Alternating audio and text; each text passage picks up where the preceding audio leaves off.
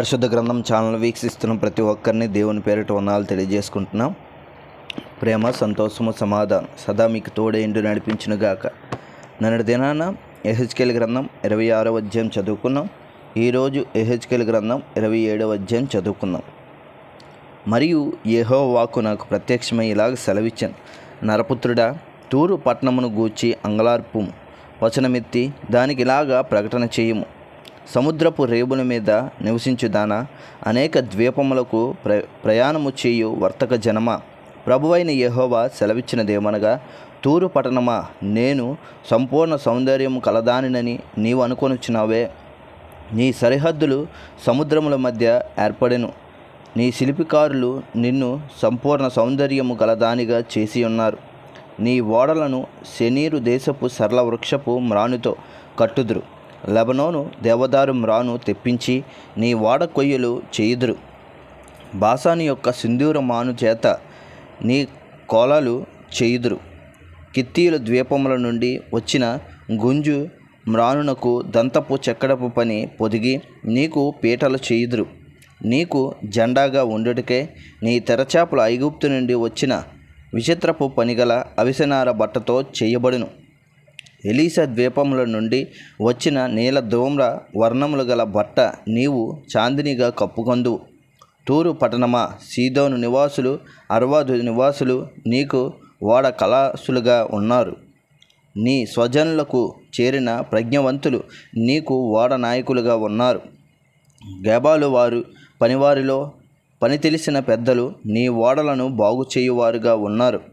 సముద్రమందు నీ సరుకులు కొనుటకై సముద్ర ప్రయాణము చేయు నావికుల ఎడలనియు నీ రేవుల్లో ఉన్నవి. పారసీక దేశపు వారు, లూదువారు, పూతువారు నీ సైన్యంలో చేరి నీకు సిపాయిలుగా ఉన్నారు. వారు నీ డాళ్లను శిరస్త్రాణములను ధరించుకునివారు. వారి చేత నీకు తేజస్సు కలిగెను. అరవదు వారు నీ సైన్యములో చేరి చుట్టూ నీ ప్రాకారములను డాళ్లను తగిలించి చుట్టూ నీ ప్రాకారముల మీద కావలి కాచి నీ సౌందర్యమును సంపూర్ణము పరిచెదరు. నానా విధములైన సరుకులు నీలో విస్తారముగా ఉన్నందున తర్షీసు వారు నీతో వర్తకము చేయుచు వెండియు, ఇనుమును, తగరమును, సీసమును ఇచ్చి నీ సరుకులు కొనుక్కొందురు. గ్రీకేయులు, తుబాలు వారును, మేషేకు వారును నీలో వర్తక వ్యాపారము చేయుచు నరులను, ఇత్తడి వస్తువులను ఇచ్చి నీ సరుకులు కొనుక్కొందురు. తొగార్మా వారు గుర్రములను, యుద్ధాశ్వములను, కంచర గాడిదలను ఇచ్చి నీ సరుకులు కొనుక్కొందురు. దాదాను వారును నీతో వర్తక వ్యాపారము చేయుదురు. చాలా ద్వీపములు వర్తకములు నీ వశమున ఉన్నవి. వర్తకులు దంతమును, కోవిదారు మ్రానును ఇచ్చి నీ సరుకులు కొనుక్కొందురు. నీ చేత చేయబడిన వివిధ వస్తువులను కొనుక్కొనుటకై సిరియాన్లు నీతో వర్తక వ్యాపారము చేయుదురు. వారు పచ్చరాళ్లను, ఊదారంగు నూలుతో కొట్టబడిన చీరలను, అవిసెనార బట్టలు, పగడములను, రత్నములను ఇచ్చి నీ సరుకులు కొనుక్కొందురు. మరియు యోధావారును, ఇశ్రాయేలు దేశస్థులను నీలో వర్తక వ్యాపారము చేయుచు మిన్నీతు గోధుమలను, మిఠాయిలను, తేనెయు, తైలమును, గుగ్గిలమును ఇచ్చి నీ సరుకులు కొనుక్కొందురు. దమస్క వారు హెల్బోను ద్రాక్షరసమును, తెల్లబొచ్చును ఇచ్చి విస్తారమైన నీ సరుకులు దినుసులను కొనుక్కొందురు. దాదాను వారును, గ్రీకేయులను నూలు ఇచ్చి నీ సరుకులు కొనుక్కొందురు. ఇనుప పనిముట్టియు, కచ్చియ, కెనాయ అను సుగంధ ద్రవ్యములను నీ సరుకులకు బదులియ్యబడును. దాదాను వారు విచిత్రమైన పనిగల చౌకపు తుండ్లు తీసుకొని అమ్ముదురు. అరబీయులను, కేదారు అధిపతులందరూ నీతో వర్తకము చేయుదురు. వారు గొర్రె పిల్లలను, పొట్టేళ్లను, మేకలను ఇచ్చి నీ సరుకులు కొనుక్కొందురు. వీటినిచ్చి వారు నీతో వర్తకము చేయుదురు. శాబ వర్తకులను, రామ వర్తకులను నీతో వర్తకము చేయుదురు. వారు అతి ప్రశస్తమైన గంధవర్గములను, విలువగల నానా విధములైన రత్నములను, బంగారమును ఇచ్చి నీ సరుకులు కొనుక్కొందురు. హొరాను వారును, కన్యవారును, ఏదేను వారును, శాబ వర్తకులను, అసురు వర్తకులను, కెల్మాదు వర్తకులను నీతో వర్తకము చేయుదురు. వీరు నీలో వర్తకులై సొగసైన వస్త్రములను, ధూమ్ర వర్ణములు గలవి, కుట్టుపనితో చేయబడినవి నగు బట్టలను, విలువగల నూలును, బాగుగా చేయబడిన గట్టి త్రాళ్లను ఇచ్చి నీ సరుకులు కొనుకొందురు. తర్షీసు ఓడలు నీకు బండ్లుగా ఉన్నవి. నీవు పరిపూర్ణమైన దానివై మహాఘనముగా సముద్రం మీద కూర్చున్నావు.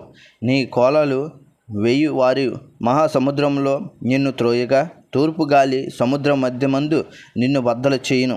అప్పుడు నీ ధనమును, నీ సరుకులను నీవు బదులిచ్చి వస్తువులను, నీ నావికులను, నీ ఓడ నాయకులను, నీ ఓడలో బాగు చేయవారును, నీతో వర్తకము చేయవారును, నీలోనున్న సిపాయిలందరూ, నీలోనున్న జనసమూహములన్నీ నీవు కూలు దినమందే సముద్రం మధ్యమందు కూలుదురు. నీ ఓడ నాయకులు వేసిన కేకల వలన నీ ఉపగ్రామములు కంపించును.